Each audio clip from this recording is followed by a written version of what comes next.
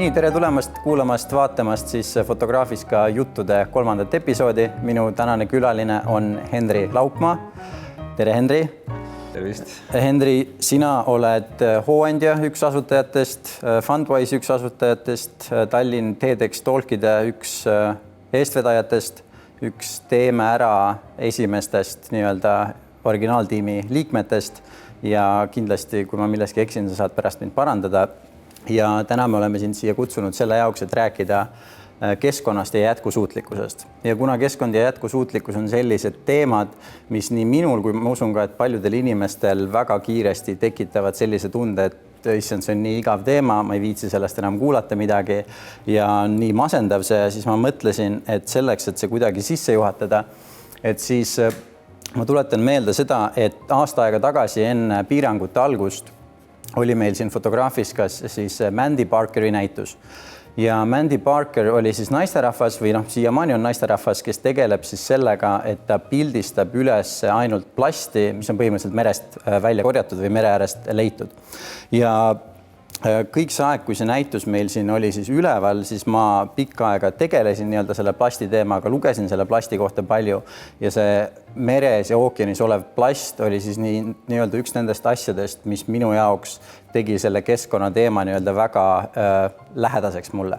Ja see põhjus on selles, et mikroplasti tõttu siis, mida kalad ja mereelukad on nii pikka aega juba nii suures koguses söönud, oleme me jõudnud sellisesse olukorda, kus selle mikroplasti tõttu, siis mida ka inimesed nendest kaladest ja mereolenditest endale sisse söövad, on viimase 20 aasta jooksul täheldatud seda, et meeste rahvastel on 30-40 aastat enam-vähem iga aastaga testosterooni tase iga aastaga siis 1% võrra langenud. Ja see on viinud sellise olukorrani, et ma eelmise aasta alguses rääkisin Eesti siis Viljatuskliinikus ühe arstiga ja tema ütles, et praegu on selline olukord, kus enam-vähem 15% Eesti noortest inimestest ei ole võimelised lapsi saama, kes soovivad lapsi saada, kuna see mikroplasti tase meie kehas on lihtsalt nii kõrge, et see on juba jõudnud sellisesse kohta, kus see nii-öelda igapäevaselt meie tervist väga tugevalt rikub. Ja see oli minu jaoks nii-öelda siis see koht, kus häirekell hakkas helisema. Kus häirekell hakkas minu jaoks ka helisema, sest see muutus minu jaoks igapäevaseks ja nii lähedaseks asjaks. Kuna sina oled selle teemaga nii pikalt tegelenud, Eesti Looduse Fondi liige oled sa ka, eks ole, et äkki sa oskad öelda minule, et mis oli sinu jaoks see koht, mis sinu jaoks kogu keskkonna jätkusuutlikkuse teema oluliseks tegi ja kuidas sa selle juurde alguses üldse jõudsid? Ja, see on väga hea küsimus, et see keskkonnateema on nagu nii mitme aspektiline, et seda on nagu väga raske ühes kitsas asjas kokku võtta, nagu prügi näiteks või ma ei tea, kliima. Et sageli kiputakse ainult ühest mingist kitsast lõigust rääkima, aga minu jaoks oli see tegelikult hoopis energia. Et ma hakkasin 2004 aastal uurima naftatipu teemat, õigemini siis nagu energiakasutust, siis fossiilkütuste kasutust ja sellest, et kui kaua me saame nagu samal kombel jätkata, nagu praegu jätkame. Siis ma sain ühel hetkel aru, et suhteliselt lähituleviks on nii-öelda minule nähtavas lähitulevikus asi peab väga drastiliselt muutuma. Ja see oli siis see nii-öelda sisend, et selle kaudu ma tulin siis ka, sattusin Eestimaa Looduse Fondi juurde ja muude projektide juurde, miks me ka siis paar aastat hiljem Teeme ära tegime. Ja nüüd 2004, praegult on 2021, 16-17 aastaga.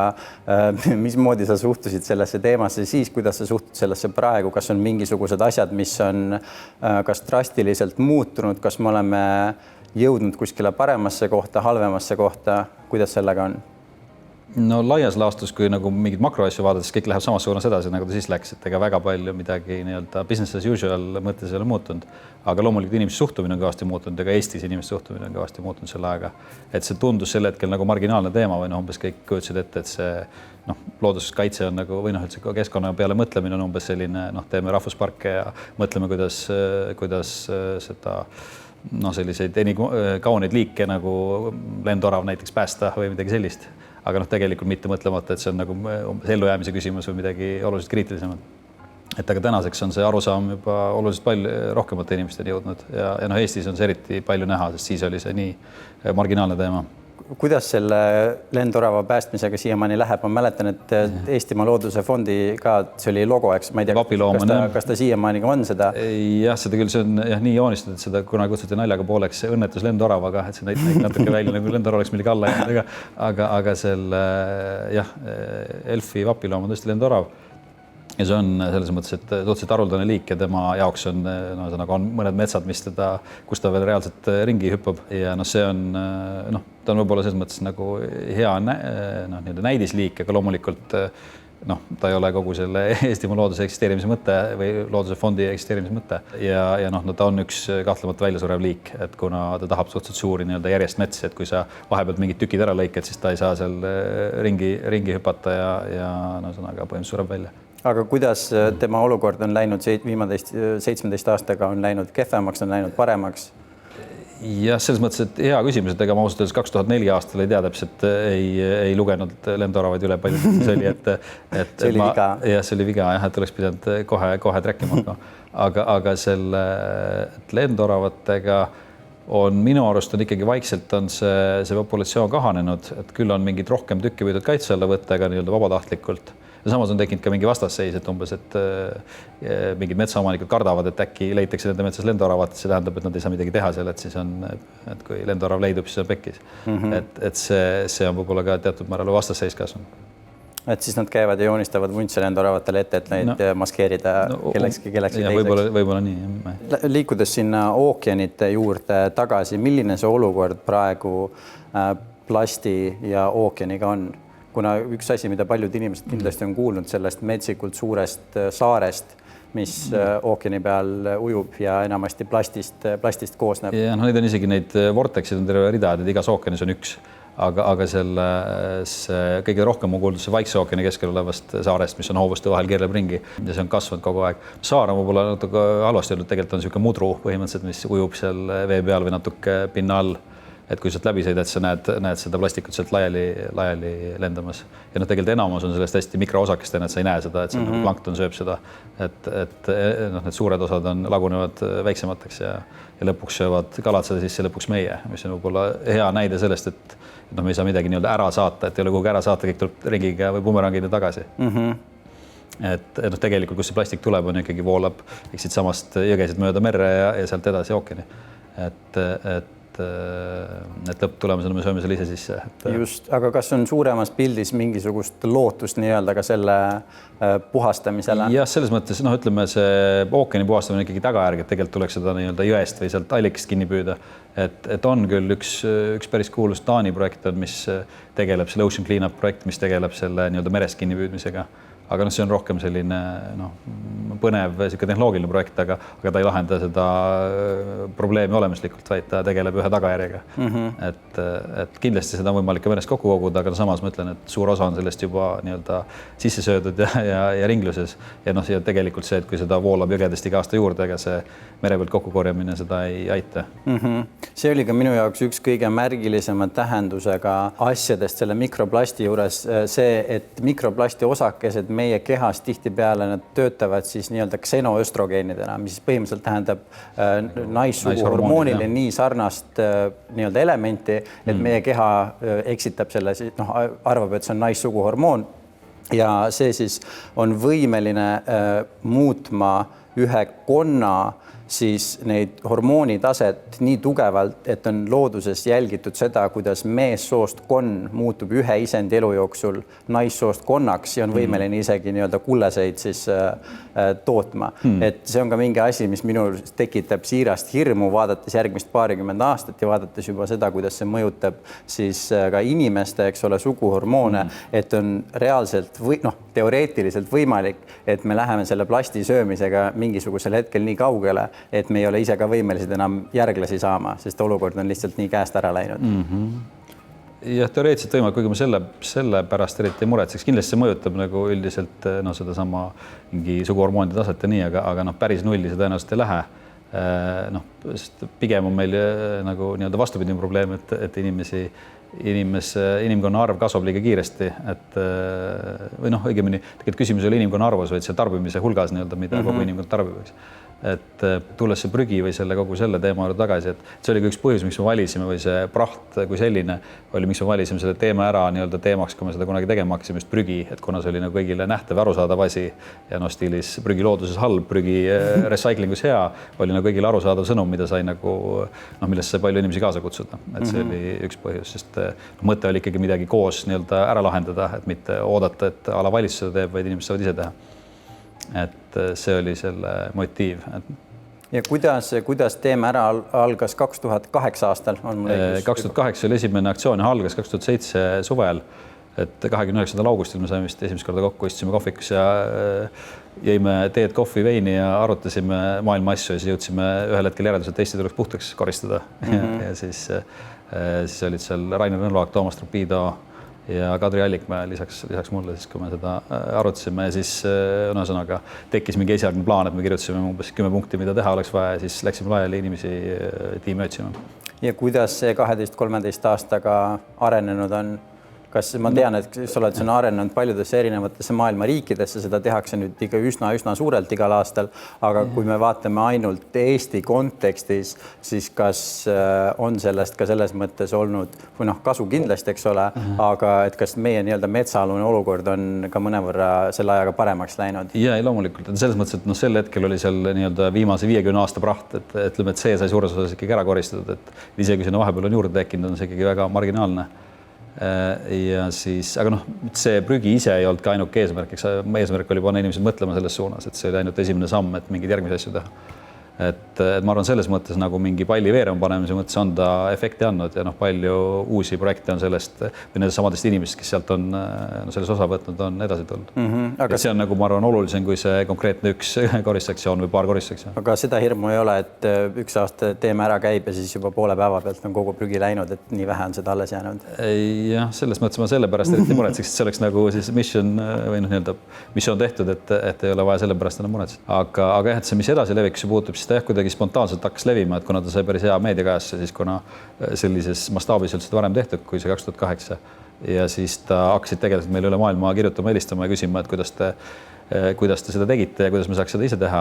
Ja siis me kirjutasime sellise asja nagu How to clean your country manual, siis et kuidas oma maad koristada õpik ja saatsime seda PDF-idena laiali ja siis korraldasime ühe konverentsi selle nagu jaoks, kes tahtsid seda teha.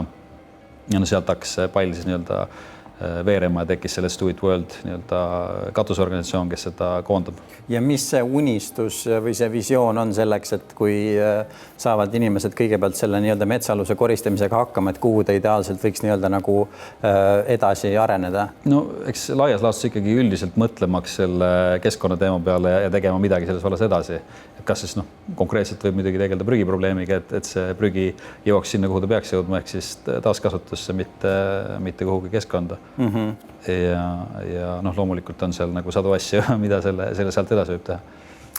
Teine asi, mis minule on tihtipeale tekitanud muret, millest me oleme ka sinuga varem rääkinud, on see, et tihtipeale meie ühiskonnas need nii-öelda probleemid, mida me proovime lahendada, ei ole mitte mingisuguse algse probleemi lahendamine, vaid on nii-öelda eelmise lahenduse lahendamine. Et üks näide on see, et paljud inimesed tänaseks päevaks kindlasti teavad seda, et ka kilekoti algne eesmärk oli ju see, et säästa metsa ja et inimesed ei kasutaks ainult paberkotte, ainult riidest kotte, kuna see nii kiiresti, eks ole, hävitab loodust, et siis üks tore Rootsi meesterahvas, sina võib-olla tead ka tema nime, mina ei oska seda öelda, mõtles siis, et et aga naftast saab ju väga lihtsasti ja väga odavalt teha mingisuguse asja, mida inimene saab mitu korda kasutada ja ongi, eks ole, puud päästetud. Ja nüüd 20 aastaga me oleme jõudnud sellisesse kohta, kus me keelustame kilekotte, sest me otsustasime, et me mitte ei kasuta seda ühte kilekotti aasta aega või 5 aastat, vaid me lihtsalt kasutame neid iga päev 25 tükki erinevateks asjadeks. Jah, seda küll on jõudnud selleni, et osades linnades on juba hakatud keelustama üldse kasutust või maksustama hästi kallilt. Aga jah, see on jah klassikaline see, et see ütlus oli see, et we have solved all the problems, et now the only thing we have to fight is the solutions. Et ehk siis, et me oleme lahendanud kõik probleemid ja nüüd ainuke, mis me tegema peame, oleme võitlema lahendustega.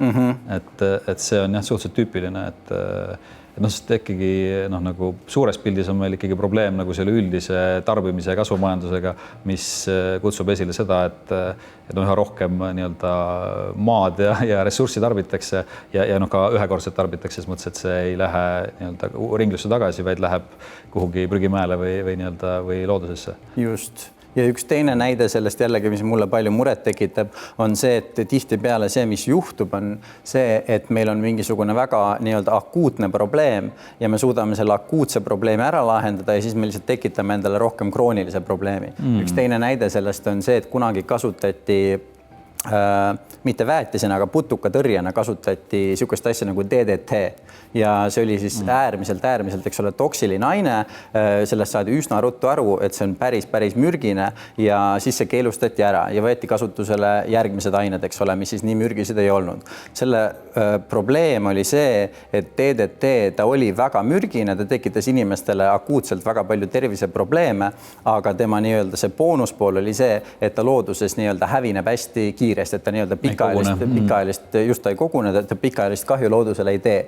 Ja siis vahepeal, ma nüüd ei mäleta jällegi, mida nad vahepeal kasutasid, aga nüüd, kuhu me oleme jõudnud, on see, et põhiline nii-öelda see putukamürk, mida kasutatakse, on siis siuksed ained nagu neonikotinoidid, mis on sellised asjad, mis nagu akuutselt sa võid seda kellelegi, eks ole, näkku pritsida või seda süüa ja see probleeme ei tekita, aga ta jääb loodusesse metsikult pikaks ajaks ja ta koguneb inimeste kehadesse, ta koguneb taimedesse ja see on ka üks palju sellest põhjusest, miks näiteks mesilased massiliselt välja surevad, kuna see on nende jaoks põhimõtteliselt mürk, nii et kui nad tahavad taime hakata tolmendama, need neonikotinoidid on seal. Olen küll umbes 5 teooriat lugenud selleks mesilaste väljasuremise teemal, tõenäoliselt ongi mingi kombinatsioon erinevatest asjadest, alates mingitest raadiolainetest või mobiililainetest kuni mingite putukamürkideni, stiilis glüfosaatideni, mida nad sisse söövad. Aga jah, tõenäoliselt seal on nagu hulk keskkonna nii-öelda tegureid, mis kokku nii-öelda kumuleerivad ja muravad siis selle mesilase selgroo lõpuks. Et see on jah kahjuks nii, aga jah, näitena võib-olla samamoodi oli näiteks asbestiga kunagi, mis oli ka väga hea lihtne lahendus, et umbes pandi asbestist riided inimestele selge ja nii edasi, et hea tulekindel. Aga siis mingi aja pärast selgus, et ta on suhteliselt ebameeldiv mürk ja nüüd on see põhimõtteliselt keelustatud ja püütakse igalt poolt ära korjata, kus ta on. Drastilisem halb näide oli see, et kui New Yorgis maailmakaubanduskeskuse tornid õhku lendasid, et sisaldasid väga palju asbesti ja see asbest lendas laiali kogu linna peale, mis ilmselt praeguseni mõjutab terviseprobleemide. Mina töötasin Austraalias ühes litši farmis, mida vedasid siis 2 vana inimest, väga meeldiv meesterahvas, meeldiv naisterahvas. See meesterahvas oli umbes 69 või 70 aastane ja siis ta ükspäev, kui me istusime seal ja lõunat sõime, siis ta rääkis mulle, et tema noorena ka töötas ehituse peal ja siis nad nii-öelda asbestist oli kogu see ma ei tea, kas soojustus või milleks nad seda täpselt kasutasid, aga ta ütles, et tal on nüüd nii paljused neid asbesti lihtsalt osakesi kopsudes, et põhimõtteliselt on paar aastat on tal veel elada ja siis keegi, et meie tänapäeva meditsiin ka ei oska kuidagi sul sealt kopsu vahelt neid asbesti kilde kätte saada.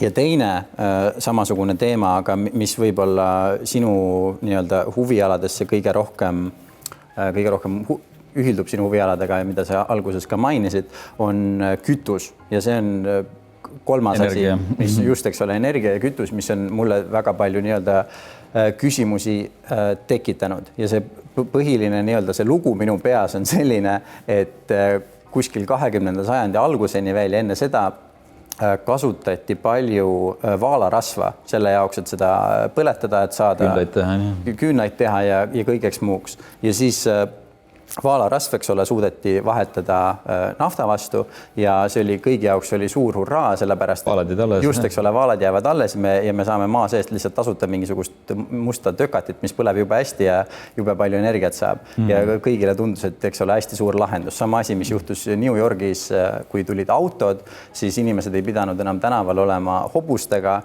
tänavatel ei olnud enam metsikus koguses hobuse sõnnikut, õhk läks, mitte küll päeva pealt, aga väga lühikese ajaga hästi palju puhtamaks, kõigil jälle selline tunne, et fantastiline nafta tuli ja päästis maailma, nii palju probleeme on lahendatud ja siis keereaeg, eks ole, 50-60 aastat edasi. Hobuse hommik oli lahendatud. Just, hobuste hommikud olid lahendatud ja keeremaaega 50-60 aastat edasi ja siis me saame aru, et oi ups, et nüüd on nagu selle naftaga on nagu veel suurem probleem. Aga mis juhtus oli see, et kui see nii-öelda hobuse sõnniku probleem, täpselt samamoodi nagu see DDT probleem, hästi kiiresti muutub akuutseks, kõik näevad, et me ei saa niimoodi edasi minna, siis see nafta andis inimestele nagu natukene pikemat aega, et seda probleemi näha. Ja nüüd, kuhu me oleme siis viimase 20 aasta jooksul liikunud, on siis, eks ole, tuuleenergia, päikeseenergia, geotermaalenergia ja kõik sellised asjad. Ja minu see küsimus või see, ma ei tea, kas on küsimus isegi, aga see nii-öelda murekoht on see, et äkki need annavad meile nii-öelda veel pikema selle aja nii-öelda raami, kus sees nii-öelda kõik tundub, et kõik on okei, aga mingisugusel hetkel ka need asjad nii-öelda saavad meile veel karmimal viisil saatuslikuks. Noh, selles mõttes, et kahtlemata nafta kasutusele võtmisel ei olnud põhipõhjus New Yorgi hobused, aga olid teatud muid asju ka ja naftat tunti muidugi aastatuhandeid, et naftat kasutati ju meditsiinina ja igasuguste asjadena, et ta imitses ikka kuskilt pinnale. Aga selles mõttes, et nagu tööstuslikult hakati tõesti umbes nii 100+ aastat tagasi kasutama. No tegelikult, mida ta põhiliselt ikka asendas, oli kivisüsi ja mingid muud nii-öelda veel halvemad fossiilkütused muuhulgas, et mis on ebamugavamad ja mustemad ja transpordi mõttes halvemad. Aga jah, et selles mõttes see energiakasutus on kindlasti üks väga suur tükk meie probleemist nii-öelda, kuna see on kogu aeg kasvanud ja me oleme lisanud sinna küll erinevaid asju, seal hulgas viimasel ajal kõvasti ka tuult ja päikest ja mingeid nii-öelda rohelisemaid või keskkonnasäästlikumaid asju, aga see on ikkagi ainult nagu selline tuhk-suhkur tordi peal, et tegelikult see massiivne osa on ikkagi ala Eestis põlevkivi ja mujal erinevad naftad, gaasid, kivisööd ja muud asjad, et see tuumaenergia võib-olla ka on natuke nähtavam protsent seal, aga ikkagi massiivselt kasutame muid energiaid ja see energiakasv või kasutus kogu aeg kasvab. Et meil on olnud väikesed, ütleme 2008-2009, kui oli majanduskriis, natuke langes korraks ja siis praegu nüüd 2020-2021 natuke, aga tõenäoliselt see hüppab tagasi aasta lõpul, kui kõik suure hurraaga jälle reisima lähevad ja ühesõnaga, et see ei ole muuda tegelikult kogu seda trendi. Et see on ainult väike nõks nii-öelda graafikus, et tegelikult me samade probleemidega tegeleme edasi veel siin, ütleme järgmised aastakümned kindlasti. Just, ja kui meie nii-öelda tarbimisharjumused ei muutu ja kui me lihtsalt loodame, et kui me leiame nii-öelda selle järgmise tehnoloogilise lahenduse, siis on kõik siis me võime kulutada nii palju, kui tahame, reisida nii palju, kui tahame, süüa nii palju, kui tahame, teha kõike nii palju, kui me tahame, aga lõppude lõpuks on see, et kui inimesi tekib aina juurde ja me tarbime aina rohkem, sest me tunneme, et mul see kott on tehtud mingitest kuivatatud avokadoviiludest või mis iganes muust asjast, et siis on kõik nii-öelda okei ja kõik on fine. Et see 4. või 5. näide, mis mul jälle on selle kohta, mis tekitab mulle palju mure, on see, mis juhtus siis umbes täpselt aasta aega tagasi, kui meil see esimene karantiin oli, siis Austraalia ainukene energiatootja, kes siis nii-öelda kiidab ennast sellega, et nad toodavad ainult taastuvenergiat ja ainult taastuvenergiaga nii-öelda teevad siis kõiki oma ettevõtmisi, siis mis nemad tegid, oli see, et nad Austraalias lasid õhku rohkem kui 40 000 aastat vana nii-öelda aborigeenide mingisuguses püha paiga, sest seal all olid nii-öelda kõige suuremad rauavarud, mis tänase päevani on leitud. Ja kui tavaline inimene, tavaline nii-öelda kodanik vaatab seda, et mingisugust energiatootmisfirmat ma tahan toetada ja vaatavad, siin on see suur firma, nemad, eks ole, tegelevad ainult rohelise energiaga ja ainult nii-öelda taastuvenergiaga, aga selle taastuvenergia saamiseks oli vaja üles õhkida, eks ole, maailma üks kõige vanem püha paik inimestel, et siis see on see termin, eks ole, mida kutsutakse restorani businessis, ma tean, rohepesuks, eks ole, et sa justkui väljastpoole näited, et me teeme kõike hästi ökolt ja kõik on hästi tore, aga seal taga on see, et üks maailma vanim püha koht on kadunud ja see ei taastu, eks ole, selles mõttes. Vähemalt meie nähtavas ajaperspektiivis mitte võib-olla paari tuhande aasta pärast, aga selle või vähemalt on ta vana siis püha koht, aga selle rohepesu kahtlemata hästi palju, et ütleme, mingit pidi see on loomulikult probleem, aga teistpidi võib öelda, et kas on teatud määral positiivne märk selles mõttes, et üldse tehakse selle, see tähendab, et tellimus on olemas, et püütakse asja jätkusuutlikumaks ja rohelisemaks teha, et halvem oleks veel, kui sedagi ei tehtaks, et see on ikkagi esimene samm, et kõigepealt tehakse rohepesu ja võib-olla tehakse ka päriselt nagu päris asja. Päris pesu. et selles mõttes on pigem ikkagi samm paremuse suunas, et on vähemalt vaja näidata oma rohelisust ja sellega võib-olla tehakse midagi head ka ära, et see on üks pool sellest, aga loomulikult kõiki asju, et mingi materjali kasutus on ka vajalik sul päiksepaneelide ja päiksepaneeli sa saad võib-olla ränielementidest ja see ei ole võib-olla nii problemaatiline, nagu ütleme tuulikud näiteks, et sa pead metallist seda ikkagi tegema, eks, et sul on vaja seda materjali kuskilt saada ja see kõigil on oma jalajälg ja samuti selle kaevandamisel ja transportimisel. Et selles mõttes ilma jalajäljed tegutseda ei saa, et küsimus on pigem, et kuidas me mahume nii-öelda selle planeedi energiabilanssi sisse, nii et me seda asja liiga paigast ära jääks. Seal võib-olla ongi üks pool on see, et kui me räägime, hästi palju räägitakse kliimast, aga ma arvan, see kliimast rääkimine võib-olla natuke tekitab võib-olla segadust. Tegelikult kliima on ainult üks väike jäämäe tipp, et tegelikult seal on nagu 100 muud suuremat probleemi all, näiteks maakasutus, ütleme, et kui palju on, Eestis on seda näha võib-olla metsade kasutuse näol ja teatud määral põllumaade, aga ütleme, võib-olla kõige klassikalisem näide on mingi Brasiilia vihmametsad, mida võetakse massiivselt maha selleks, et teha seal mingit alepõllundust ja kasvatada seal mingit palme või mingit toitu siis loomadele, keda siis meie omakorda sööme. Et juhul, kui me sööme loomi. Et tegelikult see maakasutus on kõige suurem nagu inimkonna mõju ja kõige ohtlikum. Et see atmosfääri muutmine on ka oluline, aga see on võib-olla väiksem osa sellest, et kui mõelda elurikkuse kao ja kõige selle nii-öelda negatiivsete tagajärgede peale.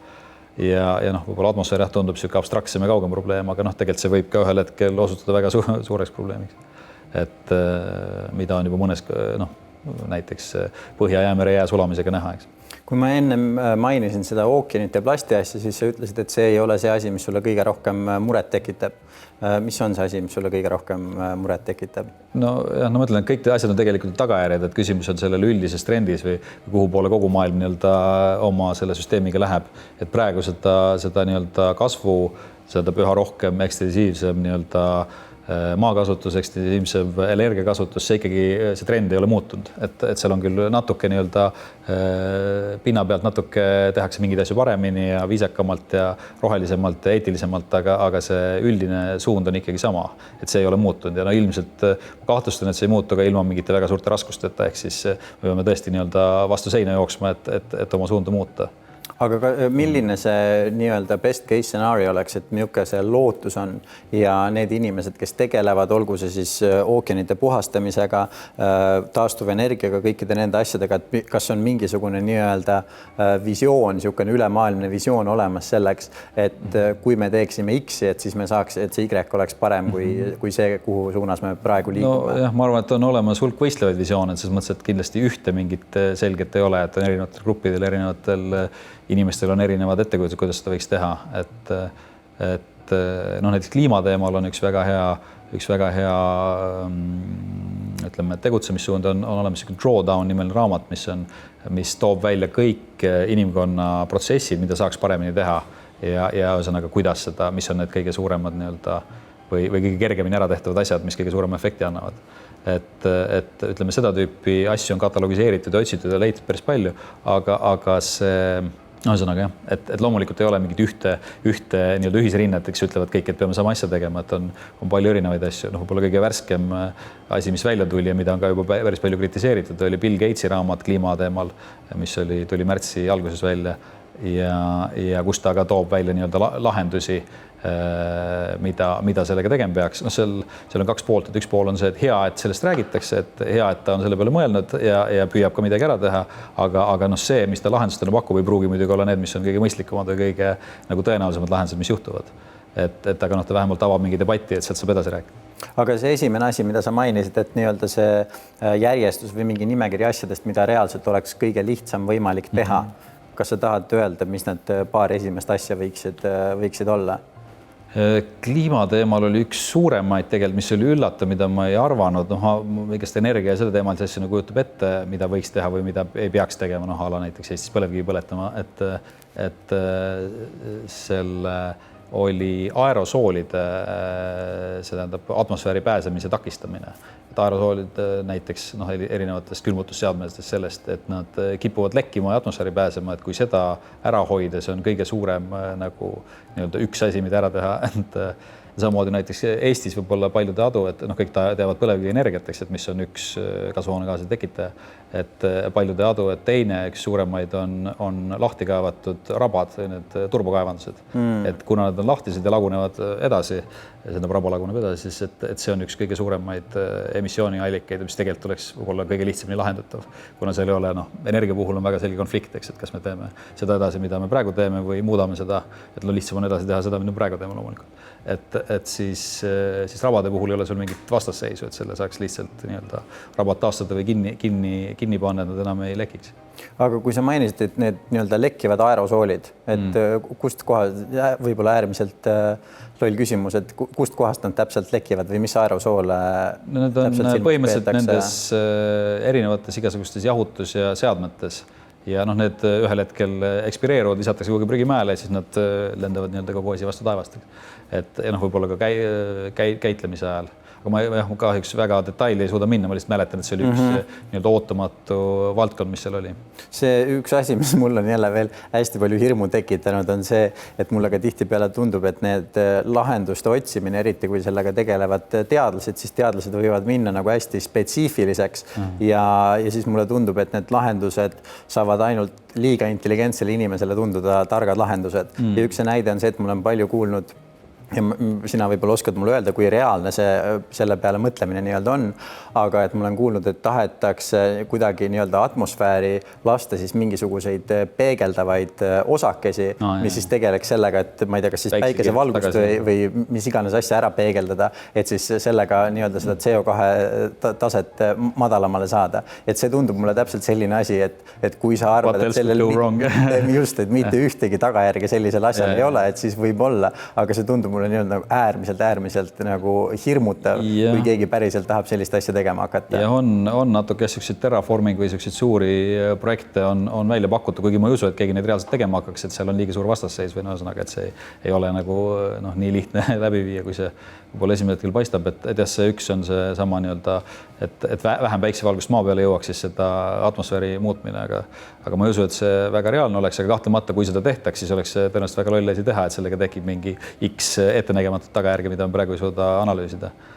Et see küll ei ole mõte ei ole see, et CO2 alla võtta sellega, vaid lihtsalt väikse maale jõudmist vähendada, väikse kirguse maale jõudmist vähendada. Aga jah, et CO2 nii-öelda atmosfäärist ära imemiseks on ka terve rida igasugust projekte. Kuigi mulle tundub, et kõige efektiivsem on läbi proovitud asi nimega puu, ehk siis metsad, kes ise CO2 sisse hingavad. See Charles Eisenstein, tema ka kuskil kirjutas ilusti seda, et see nii-öelda teaduse lahendus sellele probleemile on see, et meil on lihtsalt hästi suurt seda nii-öelda tolmuimejat vaja, või siis seda, mis CO2 siis kõik enda sisse imeks ja siis on kõik lahendatud. Küsimus puude kohta. Praegu mina olen aru saanud sellest ja jällegi ma võin eksida või asjast valesti aru saada, et tänu sellele, et meil see CO2 tase nii kõrgel on tõusnud, et see tegelikult aitab üsna palju kaasa metsade juurde kasvule. Kas see on tõsi, ei ole tõsi? Jah ja ei, või selles mõttes, et ta kahtlemata CO2, kui teda mingid metsad sisse hingavad, siis mõjub neile hästi ja tegelikult hingab kõige rohkem seda siis ookean, aga sellel on ka terve rida tagajärgi, näiteks ookean muutub happelisemaks, mis omab väga suurt tagajärgi mereelustikule või kes saab üldse elada, kes ei saa. Et tegelikult tänu sellele, et ookean on nii palju CO2 sisse hinganud, tänu sellele on meil üldse nii, asi oleks oluliselt hullem, kui ookean ei oleks seda teinud, ehk siis kui see asi oleks atmosfääris, siis meil oleks asi juba nagu rohkem käest ära läinud, ütleme. Et tänu sellele on meil aega rohkem, aga selle metsade koha pealt, ega see põhiline, mis seda ohustab, on ju see, et neid reaalselt nagu maha võetakse või nad maha põlevad näiteks ka osaliselt kliimast põhjustatult. Et loomulikult see, et kas neil on piisavalt CO2, et hingata, see on muidugi väga tore, aga see ei lahenda nagu sisulist probleemi, et kui sa näiteks mis iganes lõikad maha selle vihmametsad sinna istandust teha, siis noh, see istandus võib-olla on ka rõõmus CO2 üle, aga noh, see ei ole ei asenda puud, eks. See ikkagi kogu selle, mis sinna on salvestunud, lased vastu taevast. Aga milline see metsade nii-öelda juurdekasvu ja mahavõtmiste olukord praegu on? Kas ta läheb ikka samas trendis, et seal Amazonas seda muudkui võetakse maha ja mujal ka, või on mingisugune lootus või kas on näha mingisugust trendi, et ta oleks ümber pöördumas või mingisugust nii-öelda nagu valgust tulevikust on paista või ei ole? Hea küsimus, et Eestis on ka see võib-olla üks kõige nähtavamad asju on see nii-öelda metsasõda, et viimastel aastatel, kuna see metsandus on intensiivsemaks läinud ja siis inimestel torkab see rohkem silma ja sellega on tekkinud ka vastasseis selle nii-öelda suurtele lageraietele. Ja noh, võib-olla eriti RMK puhul, kes on nii-öelda riiklik üksus, kes teoreetiliselt peaks tegema kahe asjaga, ühtepidi hoidma elurikkust ja teistpidi siis majandama metsi ehk siis võtma neid maha, et neid maha müüa. Et see on natuke sihuke skisofreeniline missioon neil, et nad ei saa, noh, selge, et nad ei saa mõlemad sama hästi teha, et mis ongi võib-olla natuke, et alustuseks, et seda lahendada, Eestis tuleks RMK missioon ümber reformida või kuidagi teha kaks organisatsiooni, mis üks tegeleb ühega, teine teisega. Aga jah, et üldiselt ma ei näe, et see trend nagu väga muutumas oleks, et see surve on ikkagi väga suur ja see kasvab ja Eesti nii-öelda, no ütleme, et me ei ole, noh, et Lääne-Euroopa ees ja meie järel väikse nihkiga teeme, ütleme, samu lollus järgi, mis Lääne-Euroopa on teinud. Ja milleks enamus meie metsa, mis võetakse maha, ma tean palju sellest, eks ole, lihtsalt müüakse välismaale, mingi osa, ma eeldan, eks ole, tehakse, ma ei tea, poppesid, saunasid ja mis iganes asju. Aga jällegi asi, mis minus tekitas palju masendust, oli see, et kui ma sain teada, et ka meil elektrijaamad põletavad ürgmetsa, sellepärast, et see nii-öelda reglementatsioonide järgi on taastuv energia ja selle jaoks, et siis täita neid kvoote, siis saab selle kivisöe või põlevkivi asemel, vabandust, saab siis metsa vahepeal põletada.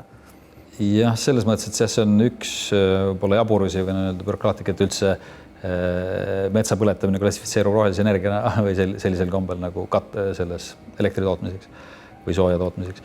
Et loomulikult see, et üks on asi, et sa põletad seda ahjus oma, ma ei tea, kodu jaoks, aga teine asi on see, et kui seda nagu massiivselt tehakse.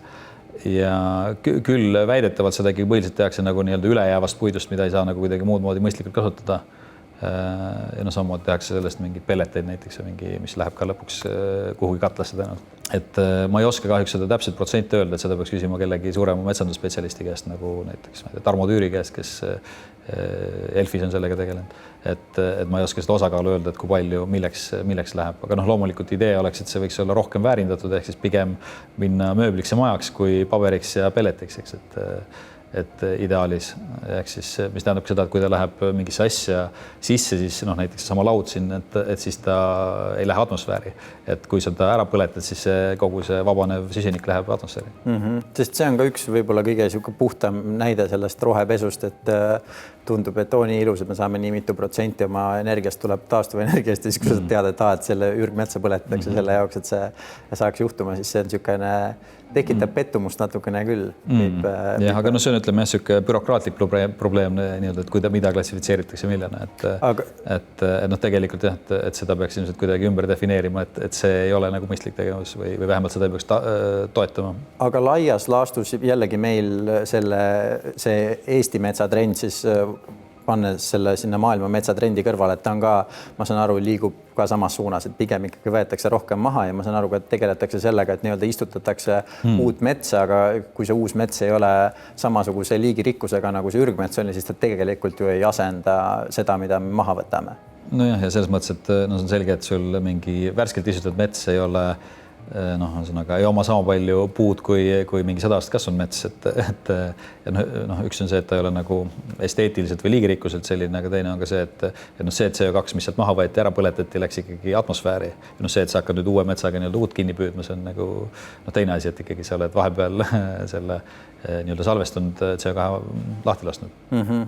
Et ühesõnaga sellega, ütleme, selle statistikaga on ka, see on hästi suur nii-öelda vaidlusobjekt, et erinevad nii-öelda osapooled kasutavad erinevat statistikat ja et mis on siis õige andmestik, on üks vaidlusobjekt.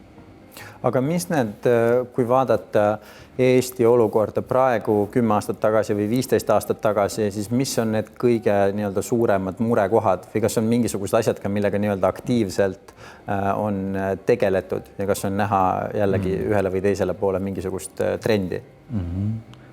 No ma arvan sellise tarbimise või teadlikuma tarbimisega, et selles on näha võib-olla kõige rohkem sellest nii-öelda trendi või samas taaskasutuse ja igasuguste mis iganes toidu ja näiteks sama, et kõige lihtsamad asjad on igasuguste materjalide taaskasutus, aga et see on nagu positiivne trend, kõik muud asjad ma ikkagi pigem ütleks, et me läheme nagu ikkagi vales suunas edasi, et kahtlemata võib-olla mõeldakse selle peale rohkem ja püütakse selles suunas midagi teha, aga ikkagi trend nii Eestil on lihtsalt nii-öelda lähtepositsioon oli parem, et ütleme, et kui võrrelda mingi nõukogude aja lõpuga, siis meil on ei olnud samas olukorras, kui ütleme Lääne-Euroopa oli selleks hetkeks.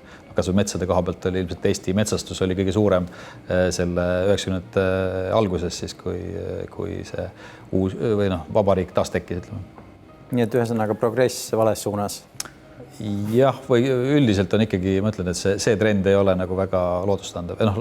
Loomulikult see mets on ainult üks teema, et samamoodi on muu maakasutus või mingi näiteks veekogude eutrofeerumine või ühesõnaga neid trende on muid ka, eks, et see on võib-olla lihtsalt kõige nähtavam asi ja kõige rohkem debatitud asi.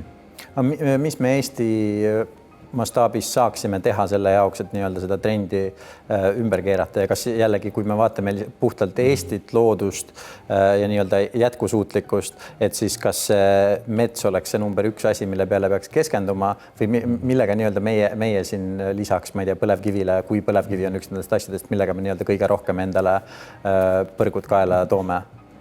Ja selles mõttes, et üks on see loomulikult, et alati Eesti puhul öeldakse, et Eesti on väike, mis me ikka kogu maailma energiabilanssis, me oleme mingi 0, something, et see on ühtepidi on see õige, aga teistpidi on see, kõik lõpuks on kõik maailma kohad väiksed, et küsimus on, kui palju sa per capita või per nägu nii-öelda kulutad ja teed.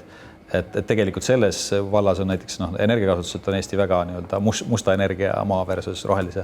Et me ei ole mitte, me võiks olla eeskujuks, aga me tegelikult oleme mingid järgilohised nii-öelda seal järjekorra lõpus. Aga positiivne külg on see, et meil tegelikult on nii võimekus kui võimalus, kuna me oleme väiksed, hästi kiiresti mingi muutus ära teha. Et me saaks olla teerajajad just ja nii-öelda suunanäitajad, mitte vastupidi. Et see on see positiivne pool.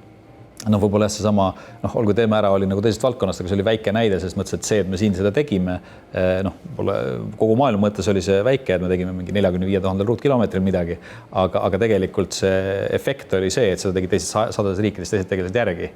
Et sama oleks mingite muu valdkonnaga, et kui me seda energias midagi väga nutikat ära teeks näiteks. Et ma arvan, seda nagu tavaliselt alahinnatakse, kui öeldakse, et mis nüüd meie oleme siin väiksed mustikad, et meist ei sõltu midagi. Et tegelikult see ei ole nii. Et seda saab öelda, et minu maja on ainult üks maja, et miks ma võin enda maja ju põlema panna, et suurt majade pilti mulle praktiliselt mitte üldse. Põhimõtteliselt sama, et ikkagi tegelikult on kõik kohad on lõppeks väiksed kohad või kogu maailm koosneb küladest ja linnadest. Et Eesti on ikkagi võiks olla üks nii-öelda suunanäitaja, mitte järellohiseja. Aga kui sinu nüüd tehakse homme suureks kuningaks ja lahkeks valitsejaks ja et mis siis oleks nii-öelda need kavalad või lihtsad asjad, mida me saaksime enda riigis teha selle jaoks, et seda trendi paremuse poole suunata? Jah, see on hea küsimus, et selles mõttes ka ma nii paugustas küll, eks see suuresti on ikkagi, ma arvan, ei ole nagu nii-öelda ühest positsioonist dikteeritav, isegi kui keegi oleks nii-öelda ainuvalitseja seda teha. Et ma arvan, see on ikkagi nagu üldise suhtumise muutus, et seda aspekti või seda keskkonna ja jalajälje aspekti arvestatakse nagu kõikides tegevustes. Et ma arvan, et selles mõttes on nagu mingid häid trende näha, et näiteks kas sama Rohetiigri projekt, mida praegu alustati, kus erinevad ettevõtted mõtlevad oma sees läbi, kuidas nad saavad oma protsessi paremini teha või arvestada sellega. Ja mitte igasugused ettevõtted alates LHV pangast kuni mingid tööstusettevõtted. Et ma arvan, et sealt tuleb see suurem efekt, et see mõtteviis jõuab lihtsalt kõikidesse peadesse. Võib-olla mida saaks teha nii-öelda olles kuskil mäe otsas näiteks siin samas üle selle väljapaistva mäe otsas on see, et saaks seda sama asja kommunikeerida, et see jõuaks võimalikult paljudesse peadesse ja sellega hakkavad juba protsessid jooksma. See üks asi, mis viimasel ajal veel on meedias olnud, Ekspressis oli suur pikk lugu sellest, kuidas Eestis selle pakendiringluse ja selle asjaga tehakse palju niisugust musta saastet, suur osa sellest, mis inimesed nii-öelda saadavad selle jaoks, et see läheks ringlusesse või taaskasutusse, tegelikult ta sinna ei jõua ja ka väga ilusasti nii-öelda numbritega näidatakse, mängitakse statistikaga, et näidata, et mis nii-öelda seal on pakasuha. Just, et kas see on ka mingisugune asi, sest ma olen kuulnud seda väga-väga mitu korda nii Eestis kui ka välismaal, et inimestel on selline tunne, et mul ei ole mõtet isegi nii-öelda prügi sorteerida, sest see nagunii läheb lõpuks kõik täpselt samasse kohta, et mis sellised inimeste igapäevaeludes, kas on mingisugused asjad, mida nii-öelda on mõtet teha, et see nii-öelda tulem on see, mis inimene arvab, et see on? Jah, no see on ka ilmselgelt nagu kommunikatsiooniprobleem, kui inimesed ei taha sorteerida, sellepärast arvavad, sest ei ole efekti, ehk siis kuskil teises otsas segatakse kõik kokku tagasi, et aga ma ei arva, et see on nagu mingi massiivne, kindlasti on mingid seda tüüpi probleeme olnud, aga ma arvan, et see tähendab, et seda ei ole üldse mõtet teha.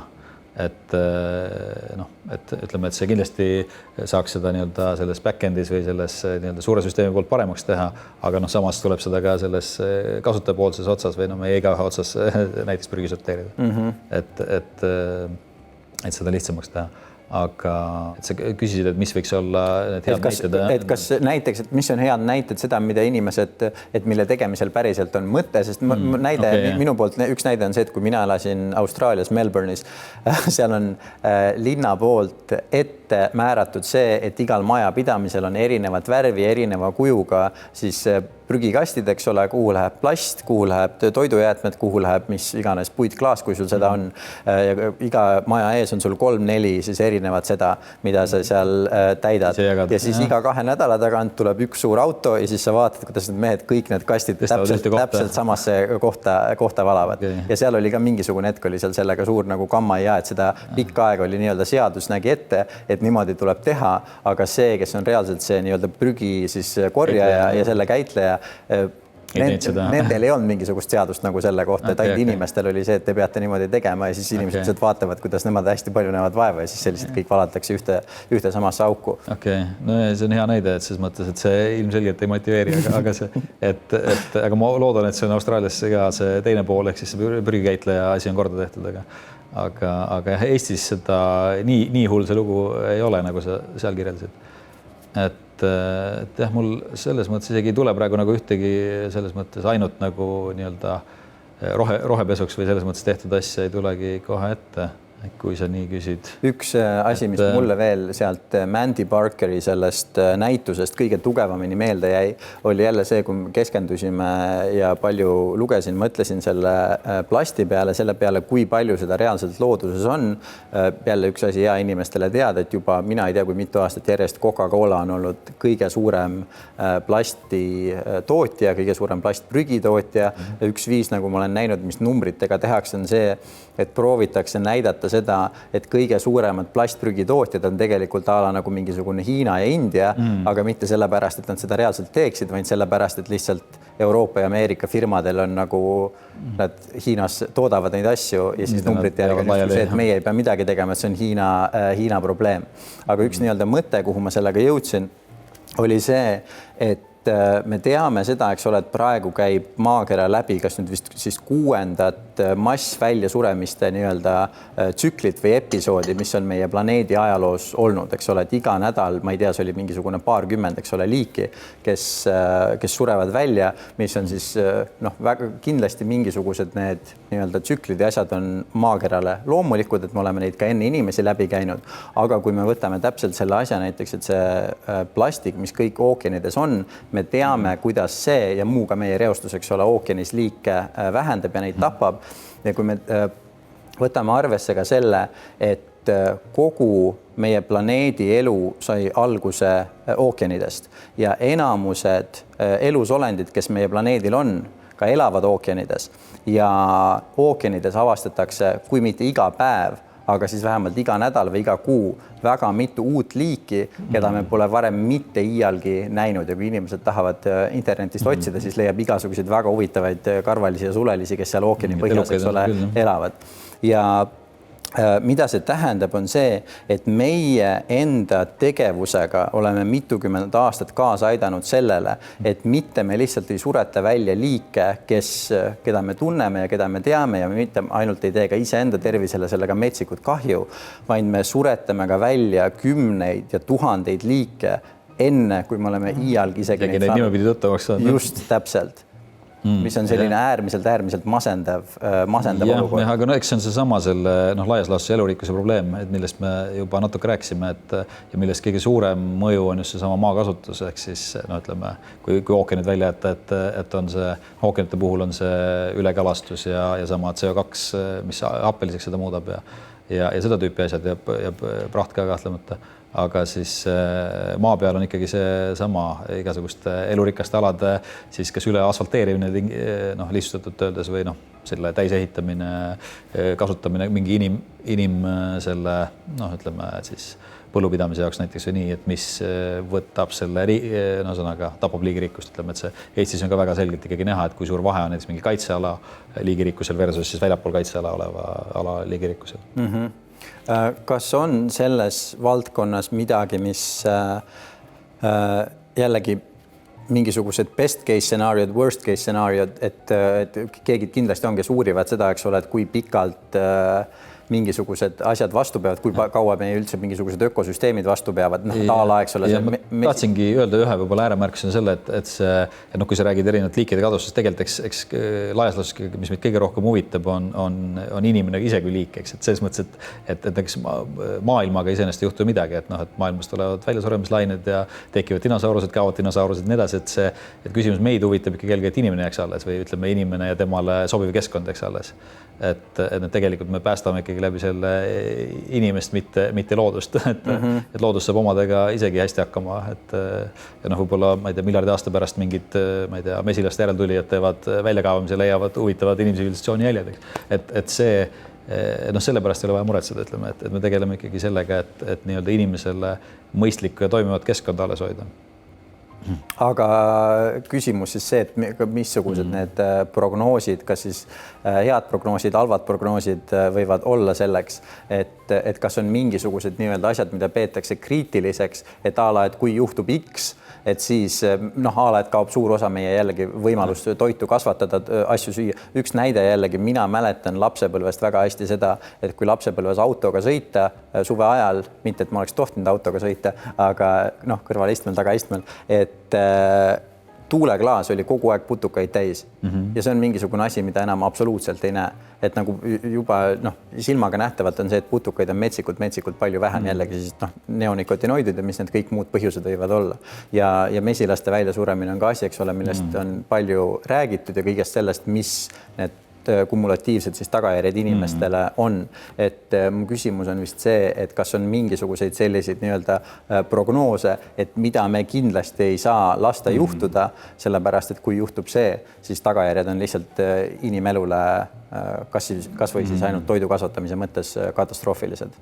Selles mõttes, et selge see, et mingitesse raskustesse me sattume nii ehk nagu mõttes kogu inimkonnana, et küsimus on et kui palju me saame seda ära hoida või leevendada praegu ja selle, kui ütleme, mis see nagu reaalne trend on, ega keegi seda tegelikult täpselt ei tea, eks sa võid igasuguseid projektsioone välja mõelda või ette kujutada, mis see täpselt juhtub, aga kas või kliima puhul me ei tea näiteks, et mis on mingid murdekohad, et mis hetkest mingid protsessid ei ole enam pööratavad näiteks, et me võime küll seda nii-öelda mingit kasvuhoonegaase atmosfääris kokku koguda erinevatel meetoditel, aga tegelikult see protsess läheb ikkagi edasi, et näiteks, et kui iigelts sulab, et siis sealt hakkab vabanema juba oluliselt tugevamaid kasvuhoonegaase näiteks, kui on süsinikdioksiid. Et see, et protsessid võivad ennast võimendada ja kiireneda ja keegi ei suuda täpselt ette ennustada, kui kiiresti või kuidas see juhtub. Nii et see lihtsalt, ütleme see, mis selle tagajärg on lihtsalt, et tegutseda tasuks võimalikult kiiresti, ehk siis mitte jääda ootama, loota, et meil on veel mis iganes aastakümneid või sadu aega, et midagi teha, et tegelikult paljusid asju peaks tegema suhteliselt kiiresti. Kas on olnud viimase 10 või siis 15 aasta jooksul mingisuguseid asju, mis on olnud siis näiteks sinu jaoks murekohad seoses keskkonna kogu selle teemaga laiemalt, mis on muutunud kas siis on muutunud see, et on mingisugune probleem suudetud ära lahendada või on muutunud selles mõttes, et kunagi tundus, et X või Y on probleem ja siis aastate jooksul on selgeks saanud, et tegelikult probleem ei ole see, vaid on mingisugune teine asi.